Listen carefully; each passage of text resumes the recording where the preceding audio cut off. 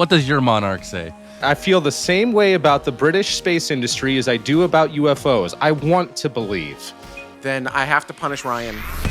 Good morning. How's everything up in the sky?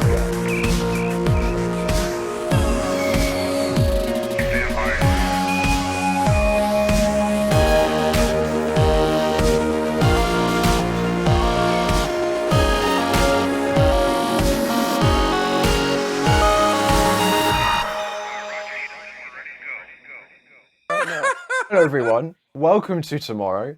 This is utter chaos in the background right now, which I can hear, and it was very funny during the intro because we were going backwards and forwards and couldn't actually decide who was going to open the show, and it looks like I'm doing it anyways. My name is Ryan Caton, thank you very much for joining us, and alongside me on the panel this evening, afternoon, morning, wherever you are, on that side we have Jared, who is completely gone. On the other side we have Mike. Thank you very much for joining us, Mike. Pushing buttons we have Dutta and Jamie. Jamie's also gone, so it looks like I'm the only person left with a consciousness during the show. Thank you, Ryan. Okay, oh my goodness. hang on, I'm sorry. So everyone who's just joining us, because you're very confused as to why we're all laughing, we can hear each other in the background. And when we rolled the open, I said, what if Ryan takes the intro and we don't give him any time to prep? And so Dutta brought him up full screen and forced him to do the intro. Oh, my goodness. Oh, and you did cruel. Excellent, despite all of our laughing and giggling. Thank you, Ryan. I agree. Well done, Ryan. Like, well done. Oh my goodness. Like, knocked it out of the park. Great stuff. All right. What are we talking about? What's going on? Well, welcome to the show. It's been another crazy week, a super slow week for launches. We only had 2 launches this week, which sounds weird that that's a slow week. But lots and lots and lots of other stuff have been happening in the space industry. So first up, let's talk a little bit about NASA and this new announcement of them getting an interim administrator temporarily, possibly permanently. We'll find out. Of Sean Duffy, who is already the Secretary of Transportation, which oversees not just the different, ADOT industries, but the FAA and so many. I mean, there's 55,000 government employees that are under all of the different agencies that he oversees, and now NASA is going to be another one. So this could be a weird, beautiful opportunity where if NASA's having any sort of problems or needs something pushed through, that he could potentially speed things up. But there's also a lot of weird speculation. I don't know about everyone watching or everyone on the panel, but I definitely have mixed feelings about this guy and am nervous as to whether or not he's going to do a good job, whether he's going to do anything at NASA or just ignore it completely, or if this is just some sort of temporary thing to make sure that what the president's office wants for NASA's budget gets pushed through for the fiscal year 2026, and then we get a NASA administrator, or at least a real NASA administrator nominee, unless this guy becomes the permanent administrator for the rest of this Trump administration. So we'll see. I'm definitely on the fence about it and certainly hopeful that this will be a good thing for this interim period, but it's hard to know how to feel. So I'm very curious to get your guys' opinions and ideas of what you think things are going to look like for NASA under Sean Duffy over the next couple of months. Well, forgive my ignorance. I guess I don't understand. Why do we need a new interim administrator? I know that Jared is no longer in the running to be the actual administrator, but why do we already have an interim administrator? Why do we need a new interim administrator? Yeah, that's a great question. And I believe that the reason is Trump just wanted somebody that he knows and trusts leading that.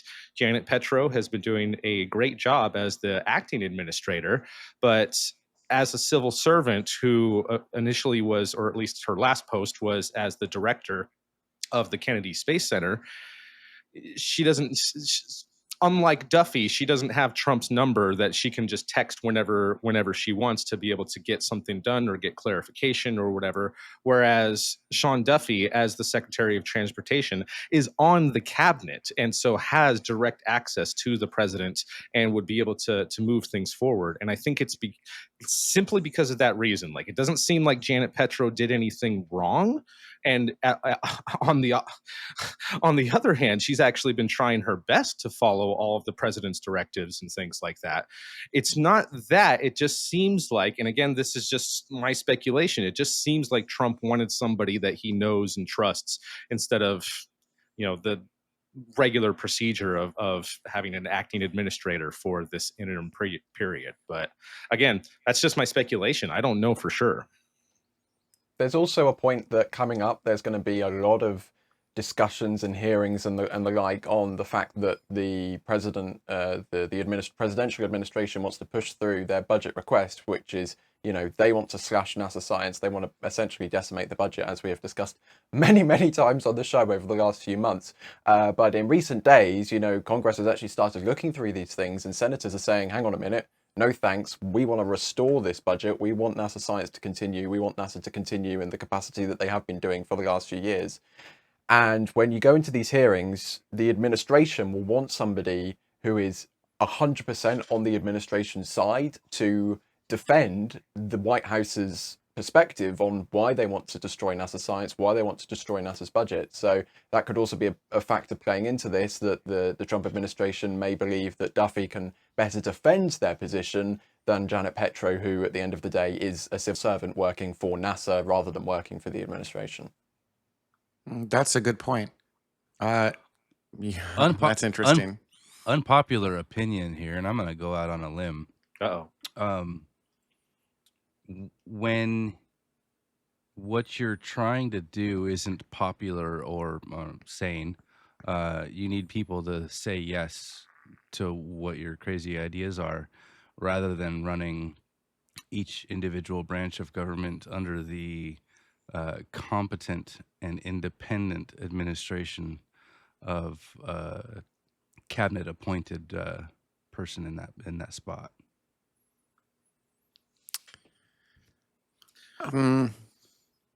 I don't I don't think it's fair to say to challenge competency here. I mean, we don't actually know. He hasn't done anything with NASA yet, right? Right. Like, I feel like, so what are the other than, it's a little weird that it's two interim administrators, right? That's weird, right? Has that happened before? Comment from the launch pad. Duffy's the 15th acting interim administration, but from what I know is the first time ever NASA's had two interim administrators before a new administration. Sure, so that's Yes. weird, but not technically, and I say technically because we had Dale Myers at the end of the 1980s, who was acting administrator for 35 days under George H.W. Bush. And then we had Richard Truly, who was acting administrator for 47 days, from May 14th, 1989 to June 30th, 1989. But then on July 1st, 1989, he became the actual proper full administrator. So we have had two acting administrators in succession, but that was in a scenario where Richard Truly then went on to become the full-on proper administrator of NASA. Yes. okay, so it's happened. Jared, what are your thoughts? Where are you here? Well, my thoughts are Sean Duffy definitely a strategic choice, in that already being the United States Secretary of Transportation, this is somebody, as Mike has mentioned, already has the ear of the president and is within the cabinet. So this is somebody who has direct access to it. As to whether he has the chops for it, maybe. I mean, you look at some of the stuff he's done, like he was a cast member on MTV's Real World, which is a reality TV show, and I mean, that's I guess it's kind of like a note to have about him. I mean, it's I feel like it's just safe to assume that it's going to be another case of yes and as enabling what the Trump administration wants out of NASA, and we'll have to see if that's what ends up occurring, because that's certainly what's happening right now with his tenure as the Secretary of Transportation, just kind of cruising along and doing whatever the executive branch desires of him. So we'll see. He does have political experience. So he was a congressman from Wisconsin for the better part of the 2010s. So we'll have to see. He was also a lobbyist at several points during his career after being a congressman. So we'll see what can happen there. But I mean, there's a lot of chaos that's going to be happening coming up, and not good chaos either. Not like testing chaos that could sometimes turn out well. So we'll see if putting a person like Sean Duffy in place is what would actually be a good thing for NASA. I personally don't feel like it's going to be the best thing for NASA, mostly because I feel like a lot of the decisions coming up that are going to be asked of NASA aren't good decisions for the mission of NASA as a whole. But again, that's personal opinion. We're just talking about Sean Duffy being put into place today. So jury's out on it, but he has political experience. There's baggage that comes with it, but at the same time, we'll have to see what happens. Speaking of chaos, I kind of forgot about this, but Aravel reminded us that this wasn't official, but if you count Jim Free, who was listed on NASA's website incorrectly for like a day, right when the Biden and Trump administration switched over before they announced Janet Petro. And this is just one more example of like confusion and chaos. However, I will say this about Sean Duffy, because I didn't know anything about this guy prior to this announcement. I vaguely remember the name and, remember a fight with Elon Musk a couple of months ago. Not even a fight, but more just criticism talking about, hey, Doge, don't get rid of all our flight traffic controllers at a time like this. And that's my only recollection. But from what I've looked into, and I don't know if this is just people blowing smoke or if this is genuine testimony, but a lot of people saying that so far at the Department of Transportation, even within that realm, even though he might not have a ton of experience, because as Jared brought up, he's got reality TV experience. He also was a commentator for ESPN and did a show on Fox Business for a couple of years. He doesn't have the rest of it. His experience is in law. He did a lot of, he was like a district attorney for Wisconsin before becoming a congressman. And so far, the people at the Department of Transportation is saying, despite his technical inexperience, he's definitely got this whole type of, all right, well, let's figure out solutions. If I don't know the answer, but let's get the experts in here who do. Let's come up with a plan. Let's come up with something. And from what I've been hearing, and again, could just be people blowing smoke because they don't want to lose their jobs, saying that he actually is doing good work, especially in the plan with the FAA trying to modernize a lot of their systems. And apparently he was actually the guy that broke the news that, hey, did you know that some towers are still using like Commodore systems and DOS systems for their computer systems? That's not somebody who runs those agencies would normally like say and point out. So they are saying that despite his technical inexperience, he is doing good work. So I'm hoping that if he even has the time to look at NASA stuff, he brings that same sort of energy if those testimonies are true. I feel like the time, the time issue might be a real potential problem, right? Like it's a lot of responsibility. But I hear you say like we've brought up reality TV more than once, but then also like you said, lawyer, at least he knows law. That feels like an interesting combo where if you've done reality TV and you've done like live broadcasting, at least you know how to connect with people and how to like weave a story and get them excited about what you're doing. Now, reality TV is its own thing, but like it means that there's a creative side and then also an analytical side, and that actually seems very good to me. I going back to Jim Bridenstine. Bridenstine was an administrator that I was very, very worried about. And I was like, oh, this is going to be terrible. And, I was wrong. I think Bridenstine did a lot of really great things for NASA. And so I feel like I misjudged him out of the gate. And I don't know about Duffy, right? Like, no idea if he's going to be good or bad for NASA, but I'm apprehensive to make that judgment this quickly into the game again. First off, he's interim, right? So who knows? Secondly, who knows how much time he can actually spend, because he's got a lot on his plate. But if you've got someone who can actually, that was what I liked about Bridenstine, is he could sell a vision of the future. He knew how to storytell, while also understood the like technical limitations of what you could actually do within the confines of like going to space. Sure, he didn't know how to build a rocket, but he understood that you can't promise we're just going to go to the moon in a year, right? But As an example. How far did Bridenstine get along his path of targets or goals? What did he actually accomplish during his tenure? Was it what he said he was going to do? Did it He actually got pretty advance far. NASA? I mean, I'm- yeah, I would argue they got pretty far. It wasn't until the administration changed. The problem with NASA is that it's a lot of very long duration projects that span multiple presidencies, right? And so, and it's such a big profile agency that the next president's going to want to come in and put their own mark on it. We see this every time the president changes. And I feel like that's exactly what happened to Bridenstine. I remember, I think it was even us maybe, but at least on Twitter, there were people saying, hey, maybe Biden will keep Bridenstine. It was Biden, right? Yeah. Oh, yeah. When Yeah, Biden Biden- became president. Maybe Biden will keep, like, that would be kind of awesome. And Bridenstine was like, no.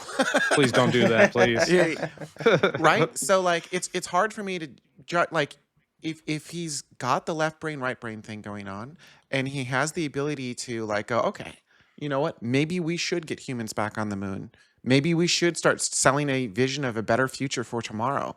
Is that bad? I will say asterisk. I'm very worried about NASA science right now. Right, like Bridenstine, Duffy has no real control over NASA's budget, right? That's the Senate, but at the same time, like, oh man, this ain't gonna be good. And Jared's point last week or 2 weeks ago, where it's like, it's not you can just shut it down and start it back up, right? You shut these things down, it's Point of no return. it's not some. point of no On- return. It evaporates. It could come back, but like you're talking years and years and years and years just to get back to where Yeah. you were before you shut the program down. Like the hit to the program will And- be massive. And I would say that's from a technical side too. Like people wise, why would I want to return to a program that's fired me? Why? Yeah. Oh yeah. If you 100%. laid me off, why should I even why am I even looking at you in the eyes? Just I'm taking my box and I'm going to I'm taking my box and I'm going elsewhere where I'm appreciated. And So- and how do we think that he's going to execute on any kind of grand plan if they've got no budget? I mean, well, hold up. They have a continuing budget, right? They have a CR, don't they? Yeah. I mean, Yeah. they have money until October at least. Yeah, and the hard part is And that goes a they- long way on long timeline items. No, but I mean that's how Yeah. NASA works. Like that's how all federal agencies work, right? Like that's just the sandbox Right, you have and to that's play in. and that's my point, is that you can't get anything done on a consistent basis on a long timeline if all you're doing is getting short bursts of the same funding you had before. Well, maybe. Although, even if they do have to wait for like continuing resolutions and stuff like that until fiscal year 2026, after October, they do have access to that $10 billion that is like an extra slush fund until 2032. So even if they're waiting on continuing resolutions on a very short timetable basis, he could at least work on that stuff and getting the beginning programs of how to start distributing this. Just a thought. Part of it is being able to sell.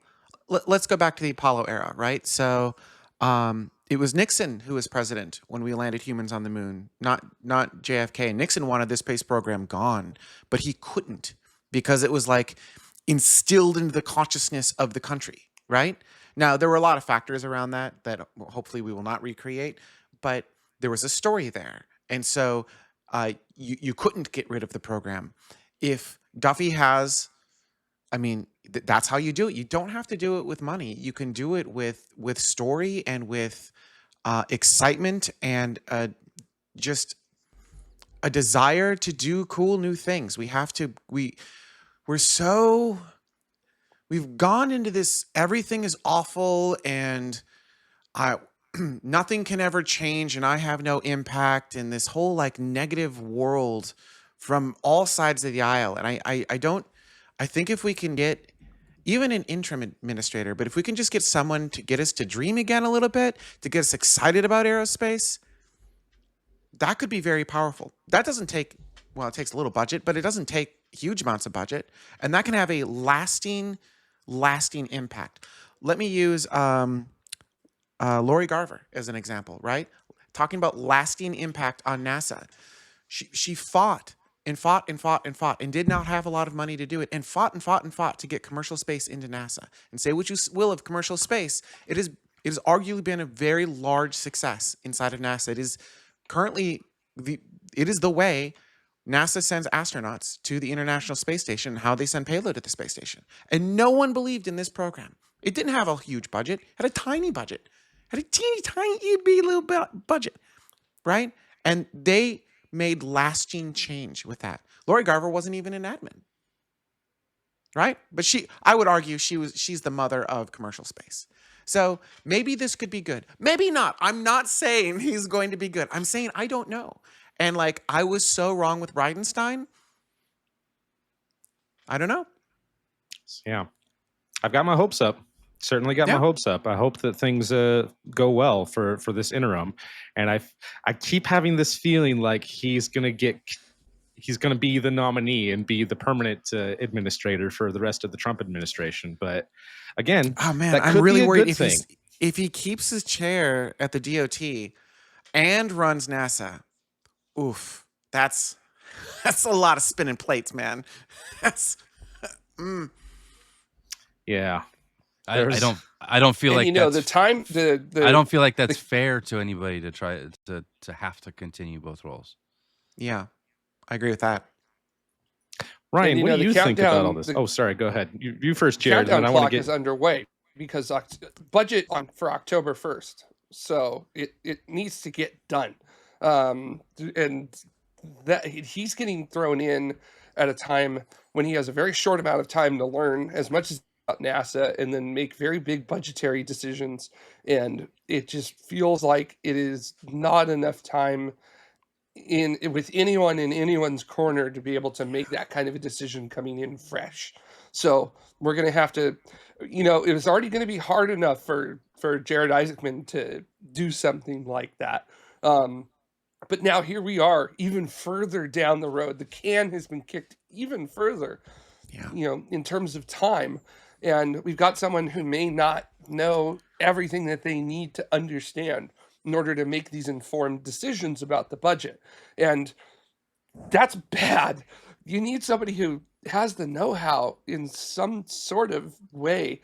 And we'll have to see. Again, Jamie, every time I could say this, I'm going to say it, which is that, I was completely 110% wrong about Bridenstine. Boy, did he wow all me of too. us. And Me too. Let's here's a Diet Mountain Dew to him. Every time I think about him. So we'll have to see. Duffy could blow us away, but in the end, we'll have to. The only thing that's going to tell us is time, and that's it. It can make or break, and it's been so much like not great news of late, like less than ideal news. I think that's kind of mildly putting it. That maybe we're in a mindset at the moment that just doesn't allow us to see the whole picture at the moment.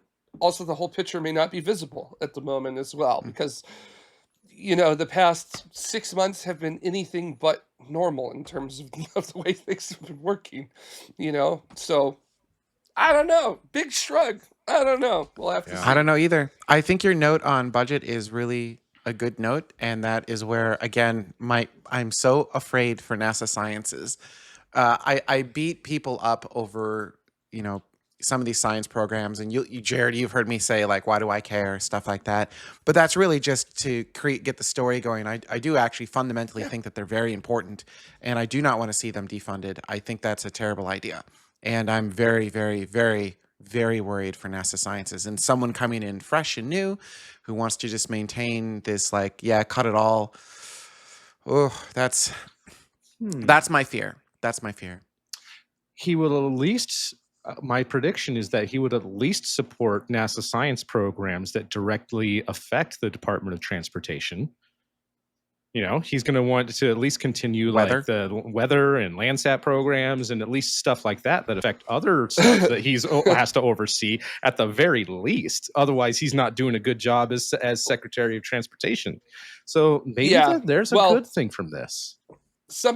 There might be some recent events that may change the minds of many people as to whether things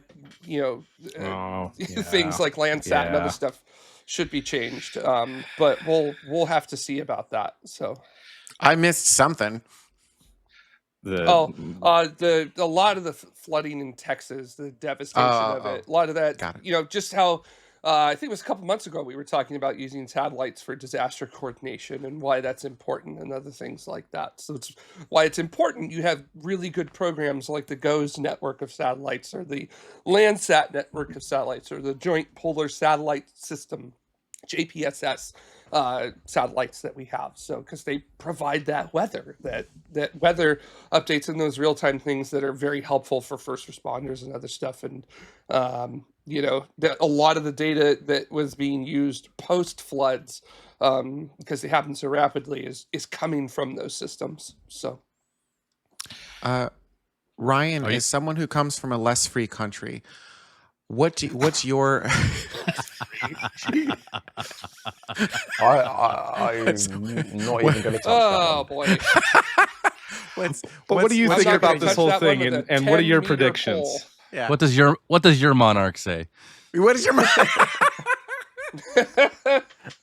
I hate this. I have to say I'm kind of in I'm in a similar bucket to Jamie, as in I don't want to judge at this point because he's been in the job for 4 days.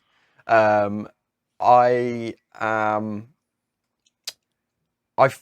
find it somewhat concerning, just the fact that he's going to be running the Department of Transportation and NASA, and the Department of Transportation is already a huge beast on its own. Now we're putting NASA on top. I'm worried NASA will get lost in that. But again, we'll just have to wait and see what happens, because I can't yet tell if this move was to the benefit of NASA or to the benefit of the White House. And at the moment I feel like this move was to the benefit of the White House, but I haven't been able to figure that specific bit out yet. So why can't it be both?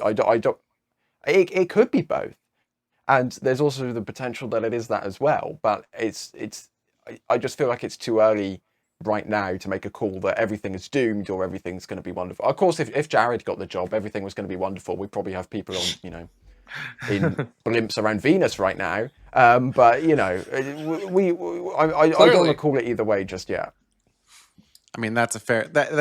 I don't know if you were being facetious, but I feel like that is a fair assessment of like we don't like we were all excited for Jared, but like he could have been a terrible administrator. I don't think he would have been, but like there's a possibility that he wasn't going to be good. Here's the mountain of paperwork, Jared, and then he's like, "Oh, this job sucks." Yeah, that's just it. You never know, right? You never know. As a Jared, I'm not a big fan of paperwork myself. So let me tell you. And I don't know if that's like a universal thing amongst Jareds or not, but like I'm not a fan of paperwork. I want to get it done. Get out of my way, fat cat. That's kind of like my attitude about those things, which is you can imagine endears me at both of my jobs since they're both civil. So I will say as a benefit to Duffy, there is quite a bit of overlap between the jurisdictions and responsibilities of the Department of Transportation and say the FAA and maybe to a certain extent NASA. I've spent a lot of time looking into documents and standards and things of that nature, and there's a lot of that's pronounced engineer. There's a lot of requirements for, say, pressure vessels that are controlled by DOT. And if you want to transport anything over land that has any kind of pressure over it, you have to follow the DOT standards. Even if you're building something to go inside of an airplane, it has to follow DOT standards.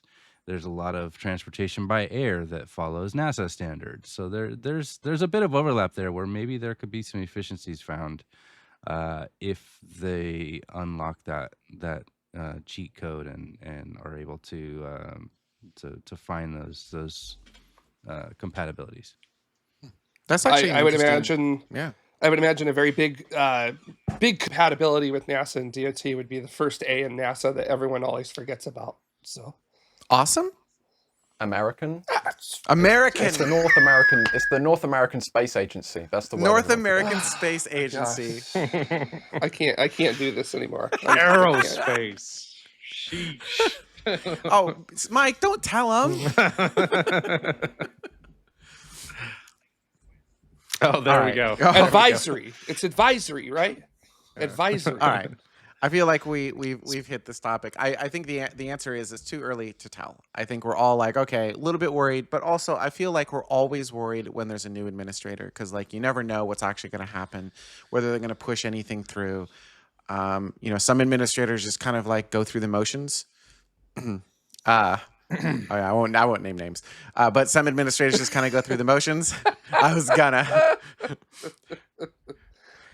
Some try no, their no, best no. for the first half until they get pushed back so far, but then they just finish off the rest going through the motions. So yeah, I mean, it's always a worry because I think we're space nerds and we're very excited for what NASA is going to do, and I think that there's a problem with NASA in that it's only the presidency has a large say as to what NASA is going to do. And so every 4 to 8 years, there's a massive change in NASA. Aerospace takes longer than 4 to 8 years, generally speaking, although maybe it shouldn't, but whatever. So actually, maybe it shouldn't. Maybe there should be more motivation to get everything done inside of 8 years, right? How long did it take it to get from Gemini to landing on the moon? 9 years? I think years. I think that's a little unfair considering that Mercury, Is it? Gemini, and Apollo basically started at the same time.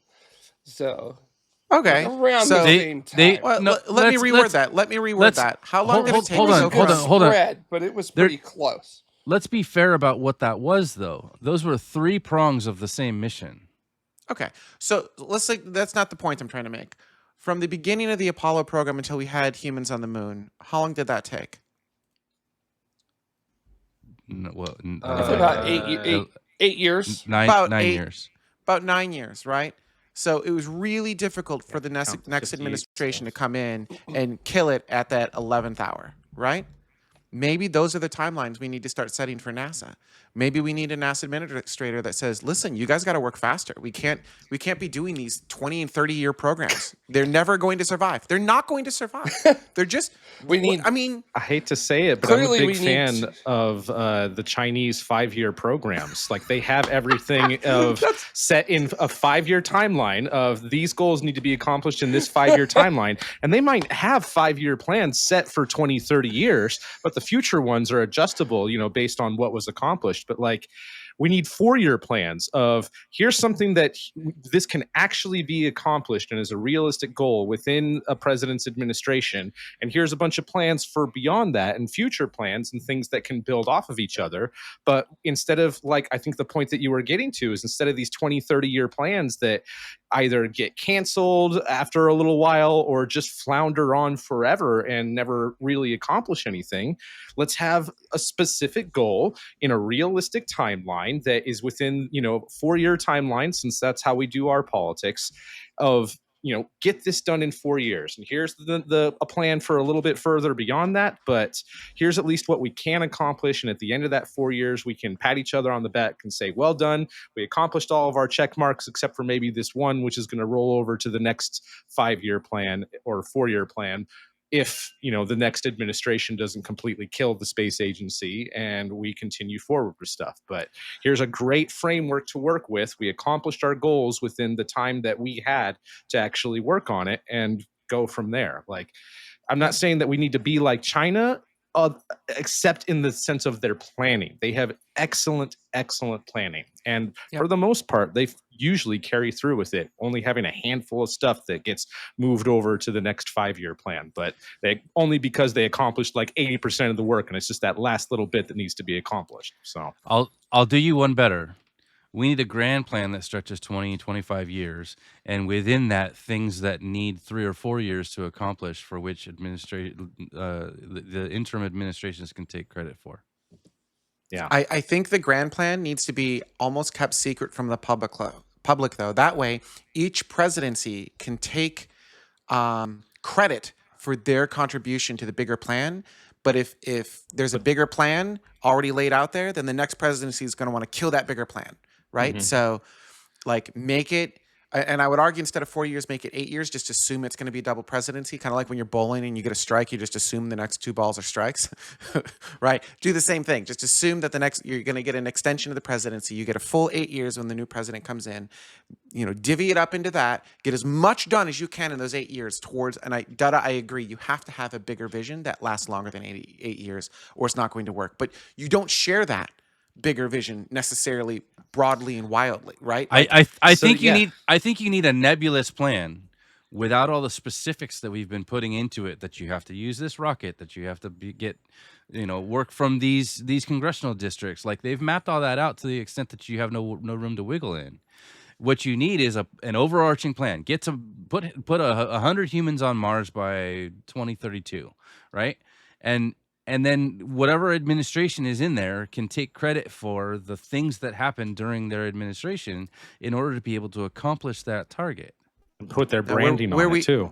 Where we disagree here is as soon as you say 2032, the next president's going to come in and they're going to want to kill that long-term, pork of a plan. They're going to want to kill it, right? So I agree that there needs to be that plan, but it shouldn't be made public. It needs to be a behind the door. Like, NASA internally needs to have that plan. When a new president comes in, it's like, hey, we did all this work and you could get to Mars by 2032 and you can call it your program, but here's all this work that we've laid the foundation for you to do that. What's behind door number 1? Right.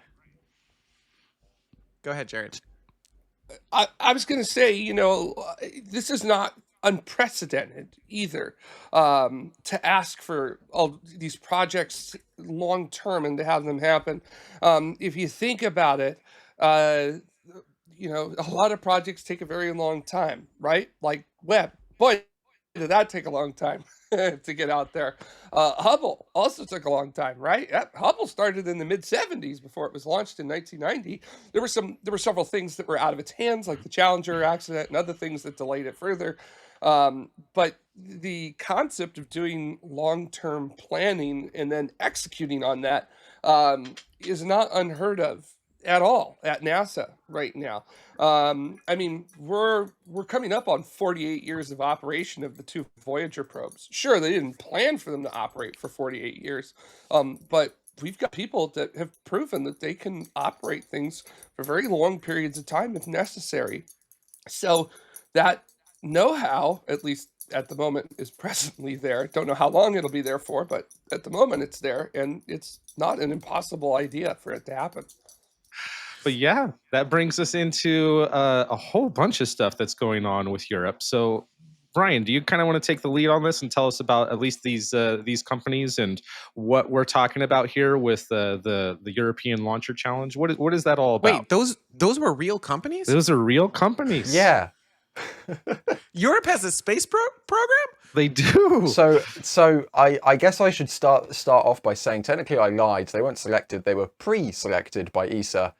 Essentially, the ESA has been working for the last couple of years to figure out what companies other than Arianespace and Avio can launch their payloads. Because if you haven't noticed, a lot of European payloads have been launching on American rockets recently. And if you also haven't noticed, the political system in the United States has not exactly been that amicable with its European allies. And I'll leave it to that. I think we can all fill in the blanks there. So essentially, ESA, the European Space Agency, wants to build up its own portfolio of companies from Europe that can launch European payloads from European soil to European, doing the Jim Bridenstine thing. Oh my That's God. what ESA wants to do.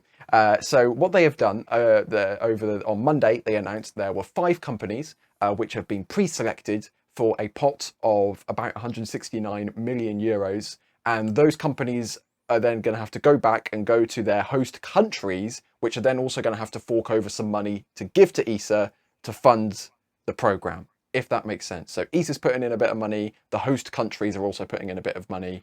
So we have, off the top of my head, from the UK, we have ORBEX, who haven't really done anything.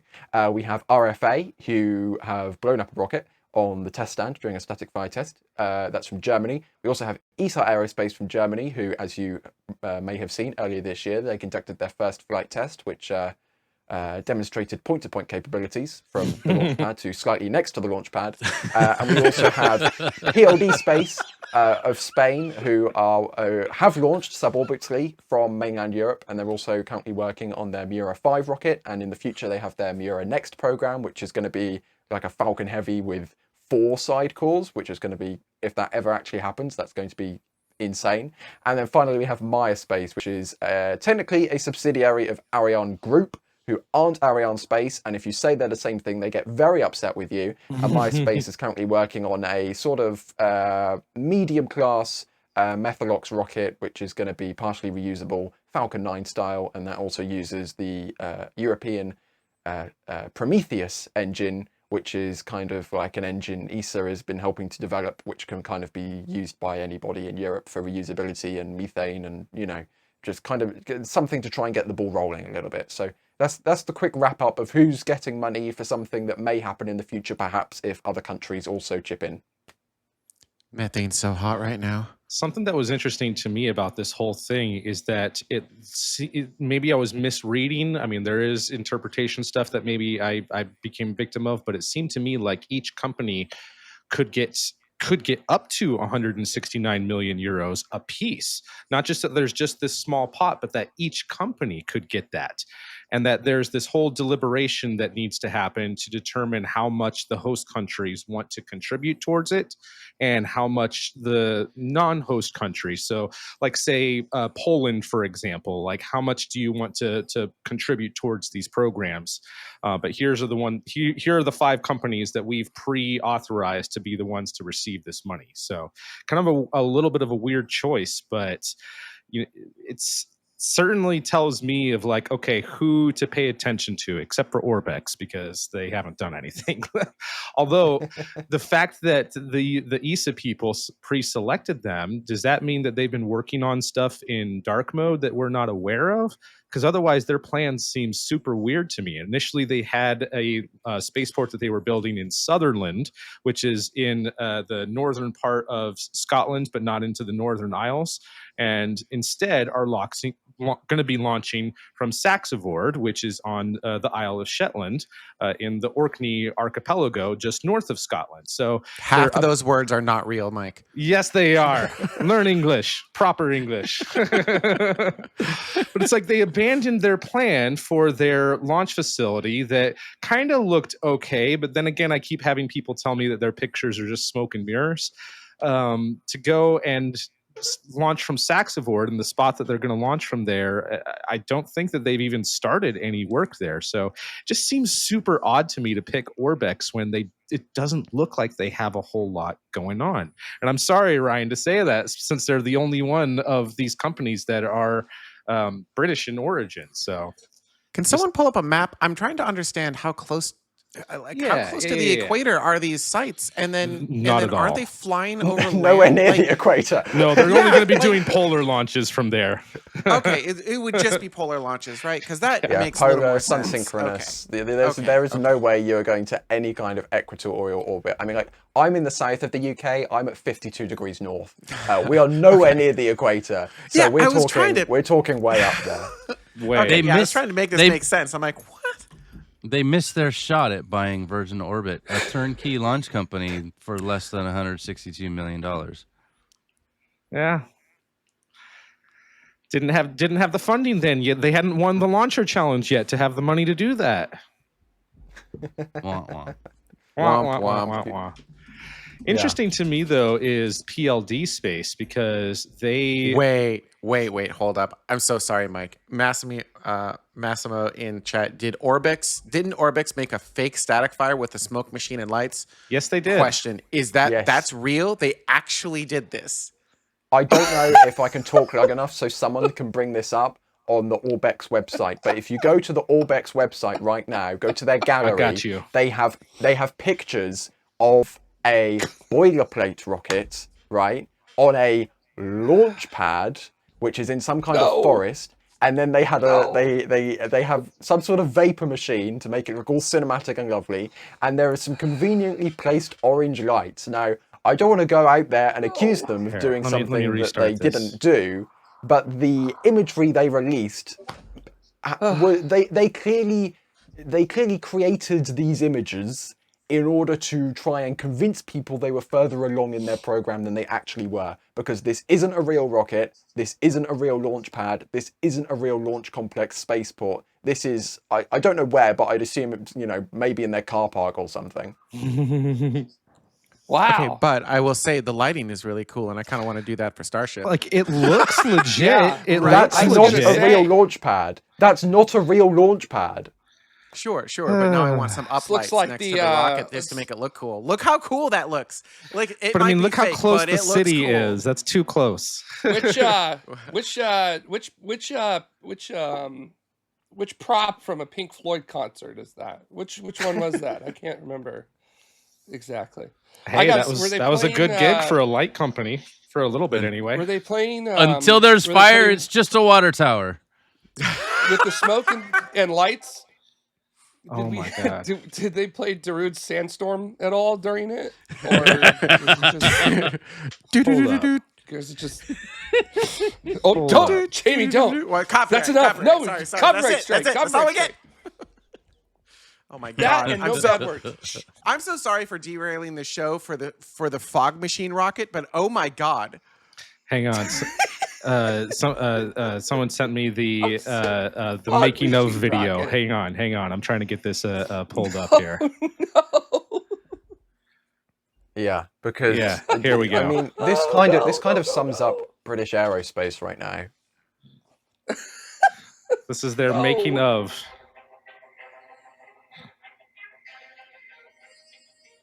Oh my goodness. Oh no. It's a bit too loud. Yeah, I mean, you can tell from this angle. Yeah, not a real launch pad. It looks legit from photos, but when you see the people and how close all this other stuff and where's the rest of the support equipment, goodness gracious. Well, I suppose you could view that in two ways. Like, this is kind of their alternative to doing a digital rendering of a vehicle on a launch pad. So I guess I'll argue It's a for practical ORBEX in this effect. scenario. Yeah, they don't have any visual effect renders on their website. Yeah, Instead, it's they not built an CGI, actual it's rocket and real put it on an actual prosthetics. thing. Exactly, That's good. exactly. anyways, What was it we used I'm- to say? We can't take them seriously until they're bending metal. Right. There you go. ESA clearly At took this them point- seriously. At this point, you are never going to convince me that the UK will ever have rockets. It's all a hoax. And it's being perpetuated, and I just don't believe it.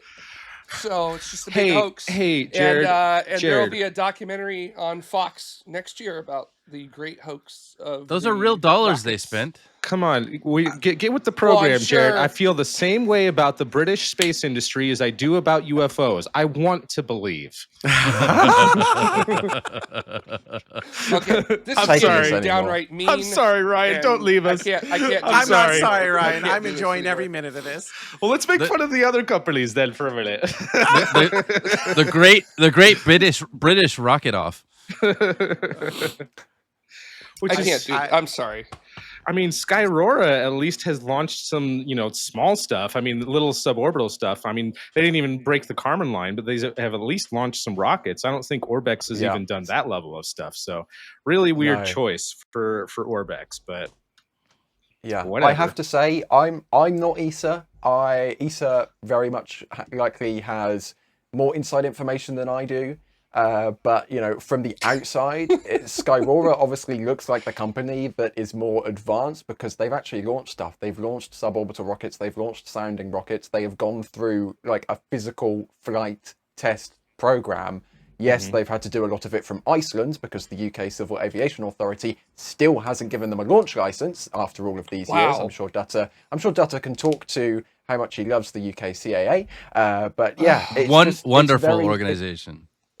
That's incredible. It's just weird. It's just weird. Is that one of the things holding back? Right. Is that one of the things holding back aerospace from Europe, other than Yes. its yes. distance to the equator? 100%. Yes. Well, that's where PLD space is kind of interesting to me because they are taking advantage of the launch sites in French Guiana, which is a lot closer to the equator. That's just north of Brazil.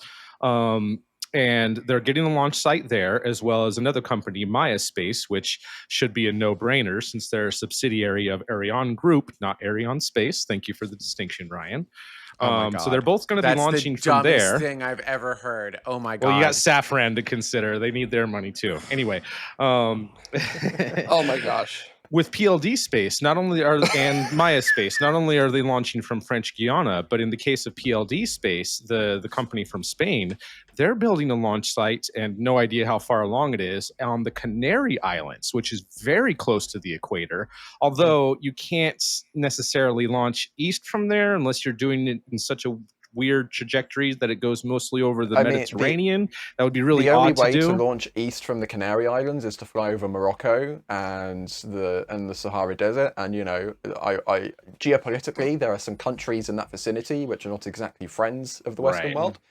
So I would not think that would be an incredibly good idea. Most likely, they're going to be doing more polar orbit type of launches if they continue that and build that. We could try to give them a rocket concert, and I think that might work, right? Like with all the lights and everything. Build a bridge. Friendship. They'll have to contract ORBEX to help them out with that. The Canary, how are they going to get the vehicle are they going to build the vehicle out there? They're just going to ship it. No, they're just going to ship it. Like barge it over? Probably, yeah. Forgive me, I'm ignorant. I haven't looked too much into this, but my assumption is that they're building all of their stuff in Spain, and the Canary Islands is part of Spain, and it's not that far of a ship ride over. Okay. I would say it's probably the same, if not maybe a little bit more distance than shipping from Louisiana to Florida, or maybe I've got my it's a couple. I know it's a couple hours flight, so convert that into ship. But I don't know. Convert that into and there's the shirt for the show. That is the shirt for the show. You've been hanging out with Americans too much. Freedom units. How many? Yeah, Jamie, just to give you an idea, we spent considerably less time and energy coordinating with the militaries and governments of 5 other countries in order to be able to coordinate our launch in the time that it took us to get permission to make, pressure with nitrogen on UK soil. Oh my God, that's crazy. They have to fix that. Are they going to Ryan, are they working to fix that, or do they not care? I don't know. I think it's something that has been discussed many times. We have seen in various parliamentary committees where the leaders of these companies have been invited to talk. A lot of the companies, or some of the companies, should I say, such as RFA and ORBEX, are a bit more favourable towards the regulation and towards these regulatory bodies, such as the CAA. Other companies, namely Skyrora, who are still waiting for their launch license, have been a bit more pressing on these things, saying it's unacceptable that we have to wait this long for a license that other people already have, and all of this stuff. And yeah, I mean, it's a fact where, I'm going to go back to Virgin Orbit, but I think it's quite telling that they flew over to the UK in the sort of August, September time, and they didn't actually launch until January. So, that's quite a long delay there. But you can kind of apply that sort of similarly to all of the other companies who are still waiting on the CAA to kind of get their act together. And I will confirm that we had our own internal difficulties, but none of them were let me rephrase that. We had our own internal difficulties, and none of them were the long pegs that were preventing us from launching while we were waiting for approval from the Civil Aviation Authority. And I think I think, yeah, I know. You can ask. Hang on, it's a nicer way of saying you were playing schedule chicken. Come on now. Yeah, we were. We absolutely Yeah. were. And there was for those there who were, don't know, hang on. For those who aren't in aerospace, Schedule Chicken is this game where you may not have your license yet, but like your vehicle's not quite ready yet, and so like who do you blame? Yeah. right. Schedule Chicken. we were never it. And I think the for the large part, the fact that it's a civil authority, not a governmental authority, is probably the reason it takes so long. It No sounds like idea. it needs to be fixed. It sounds like this is going to prevent an it just- entire market just seems from like coming. It just seems like they don't have the authority to make the authority. Like they want to ask all the questions and understand everything, but they don't have the actual authority to make change. That sucks. Like, Yeah. Well, that's the UK, and at least for the rest of the Europeans that are part of the European Space Agency, it'll be a little bit different. So there might be a bit of stuff that's fast tracked for French Guiana, or even some of these other sites. Like, ISAR has their Andoya, their beautiful launch site in Norway, which is awesome. We have the test facilities in Sweden at S Range, I believe it's pronounced. And related to that, Maya Space, who's basing their whole rocket off of the Prometheus engine, which is being tested right now with the Themis rocket, which is a project that has been a decade in the works. This is basically Europe's Grasshopper program, for those that remember the SpaceX Grasshopper that was doing the first initial hops of the Falcon 9 rocket on their path to reusability. So they're finally doing that. And in my mind, Maya Space is in a great situation that they're already getting money from their position as a subsidiary of an Ariane Group, and they're basing their technology that is being developed from their perspective for free, essentially. And they'll be able to do all this cool stuff with it, not just at whatever the progress happens at the Sweden facility, but then eventually launching it someday from French Guiana. So I feel like, yes, Saxavord and the UK industry needs to figure out what they're doing and fix these sort of things so that stuff can happen. Because correct me if I'm wrong, Ryan, but I believe it was only Rocket Factory Augsburg RFA is the only one that has actually gotten a license and permission to be able to launch. And all the others who plan on using their site haven't. Of the companies still in business, yes, Rocket Factory Augsburg, I believe, is currently the only launch provider that is licensed, launch provider that is licensed to launch. Yeah, so we'll see about that. But it seems like this is just one piece of many different programs that the European Space Agency is working on right now to have a lot of their own capabilities independently. And part of that is just being able to have a ride to space. They're working on lots of other more advanced projects. We've got companies that are working on their own capsules, PLD space included, although I don't know how far along that will be. It might be many, many years before we see anything from that. But they're doing a cool idea of, start with a cargo vehicle first and then eventually morph that into a crew vehicle. We have the exploration company doing the same thing. We have Thales Alenia Space, who not only is working on their own capsules, but has basically built most of the modules out there for at least the US side of the International Space Station, and for future space stations like Gateway or even all of Axiom's modules. So they have all of these different pieces, and what they're missing is the launch part of it. Yes, there's Ariane, and yes, there's Vega through Avio Group, but they don't launch enough and they're not reliable enough. So I think it's really smart of Europe to have this whole launcher challenge and have more companies, at least one more, if not all of these companies have some sort of launch capability. And a whole part of this whole contract is they're all working on small rockets right now that are either around the same size or a little bit bigger than Rocket Lab's Electron rocket. But all of them have plans. Well, I don't know about ORBEX, but all of them have plans to scale up and upgrade their rockets and eventually have something that would be a medium class or even getting into heavy type of stuff that and reusable like the Falcon 9. So smart thing to do this sort of stuff and tie that in with all of these other programs they have to move towards reusability, have their own vehicles to deliver cargo and crew to space stations of all kinds, and be able to continue a lot of their own plans with or without NASA. I'm sure that they would love to continue contributing with all of their international partners, including China, but at the same time, have capabilities of their own. And that's how I'm seeing all of these programs going on at the same time right now. Well, I think Orbex is planning to showcase their ultra super heavy lifter next week sometime from their parking lot. It's gonna be great. Well, there's gonna be video of it and everything. It's gonna be great. I wonder who the performing artist is going to be. All right, We'll make time a to great move show. on. Oh yes, and Dave Avery, thank you. Dave Avery, all Falcons, 0 alternate seagulls. Scrubs. Gifted 5 TMRO memberships. Thank you very much, Dave, for being continuously gifting memberships and continuously being a great supporter for the show. It's fantastic. And for everyone who just got a membership, you'll be able to watch After Dark after this show. Just a couple other things that happened this week, and we can discuss some of these a little bit more in After Dark, but the Axiom 4 mission is wrapping up. Today is kind of their last day. They're going to be undocking and returning tomorrow, right? Yeah, I believe that they're undocking at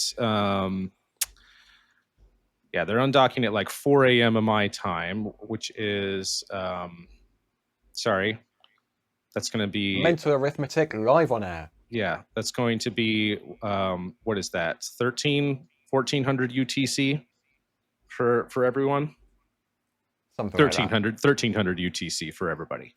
That's happening tomorrow, and then they'll be splashing down, and then not at the end of this month, but early next month, we'll be looking at the launch of Crew 11 with the next Dragon capsule and the next regular crew rotation for the International Space Station. And docking of that one is expected on August 2nd, if there's no delays in the launch of the Falcon 9 and Dragon 4 Crew 11. And aside from that, I mean, something that we can have a conversation a bit more in After Dark if we would like to is, did any of you guys see the news? I believe it was either yesterday or the day before, where Firefly Aerospace has announced that they are going public on the stock market and becoming a publicly traded company, which makes me really sad because that usually means that they are going to Not good. Not good. or at least they could fail spectacularly. Then again, you have Astra that just won't die no matter how many times they blow through all their funding. They just won't die. So Well, I mean, who knows? if you ask Maybe Astra, things will be that different. Was like their biggest. Astra did a SPAC, didn't they?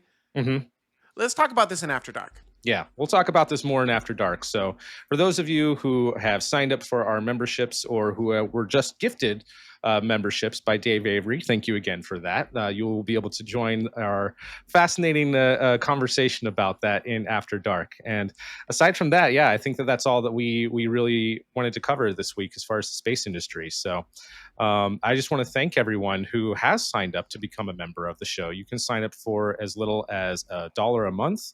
And with that, you get access to our After Dark and a couple more things that I'm working on to have some more exclusive content just for members. But big thank you to everyone who signed up and who has either renewed or signed up their membership for the first time or even upgraded. We wouldn't be able to do this show without you guys. So thank you very much for all of your support. And please continue to do more. Please sign up, upgrade your level, become a member today. And after this, you'll be able to join our After Dark and To everyone else, thank you very much for joining us today for this discussion that we've been having. Hopefully that you found something useful from this. And if you're not watching live, if you're watching this later on demand, please let us know in the comments section what you think about this. Do you think that Sean Duffy is going to be a good interim administrator? And do you think that he might be permanent? What do you think about the European Launcher Challenge? Which one of those 5 companies do you have the most faith in? For me, I think it's definitely ESAR. I love ESAR the most, I think. ORBEX showed a real rocket, though. And they had Jamie's vote is I don't know if ORBEX. you saw, they had cryofuel on that thing, right? Like, Dude, you couldn't hear it, but our producer behind the scenes just said, I saw septic tanks. It must run off methane. Oh, They were my playing goodness. Sandstorm at launch. Oh my gosh. all right. Thank you, everyone, so much for watching. Please don't forget to feed the monster algorithm. Like and subscribe. I hate to ask you to do it. I know it's annoying. Everyone hates it. But if you don't, then I have to punish Ryan. And those are... Anyhow, thank you guys so much. And we'll see you next week or in After Dark.